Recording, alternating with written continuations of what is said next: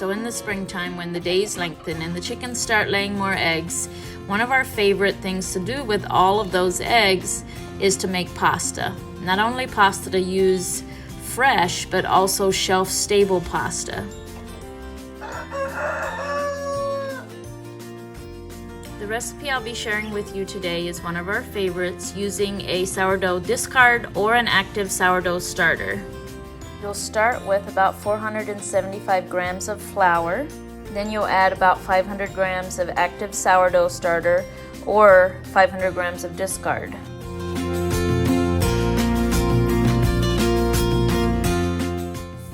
Next is 2 teaspoons of salt. And then we're going to add 6 egg yolks. Not the whites, just the yolks. You can save the egg whites to make an angel food cake. 4 tablespoons of water is next, or you can use whey as I'm doing here.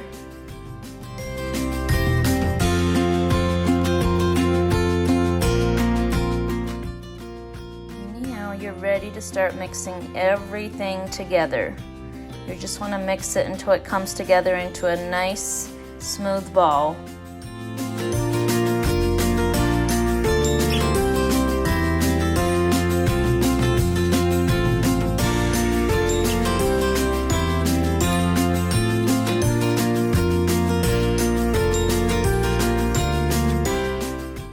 You'll see it come together similar to a nice smooth ball of Play-Doh. And then you'll cover it, and if you're using discard, you can let it on the counter for a couple hours before chilling it. But if you're using an active sourdough starter, you can put it directly into the refrigerator now. So after your pasta dough has chilled for 2 to 3 hours, you'll divide it up and roll it into golf ball sized pieces and toss them in flour.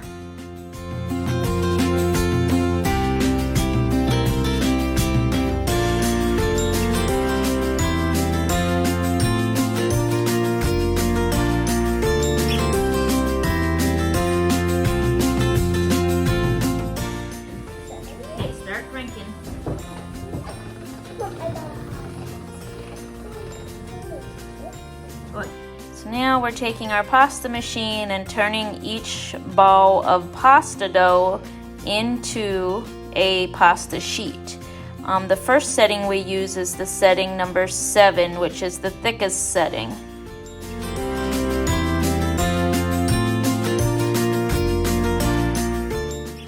Next, we put our pasta machine on setting 3 or 4, and we run each dough sheet through again to make them even thinner.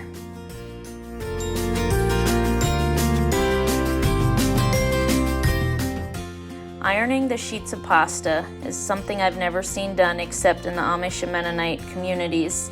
I use a low iron, and I iron them on both sides. Number 1, this helps the pasta sheets go through the noodle maker much easier because they're partially dry, so the noodles don't stick together.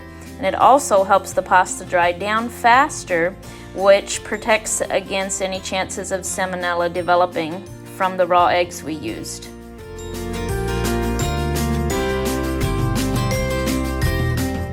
So immediately after I'm done ironing each sheet of pasta, we put it through the noodle maker while it's still warm. And you can see how beautifully that cuts the partially dry pasta. And none of them stick together. And now we're ready to go put them on the sheets to let them dry.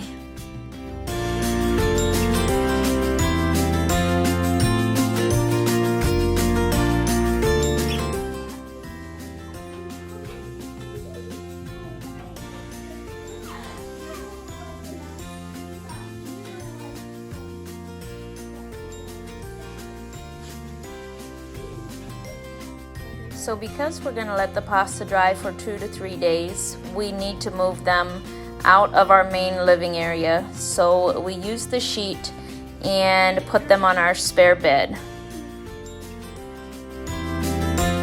So after 2 to 3 days, your pasta should be dry enough that it makes a snapping sound when you break it.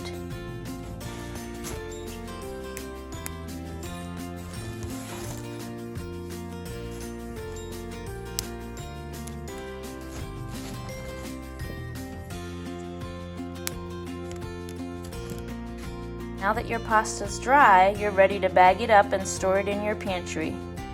We store our pasta in the pantry for up to 6 months, but you can also store it in the freezer if you're more comfortable doing that.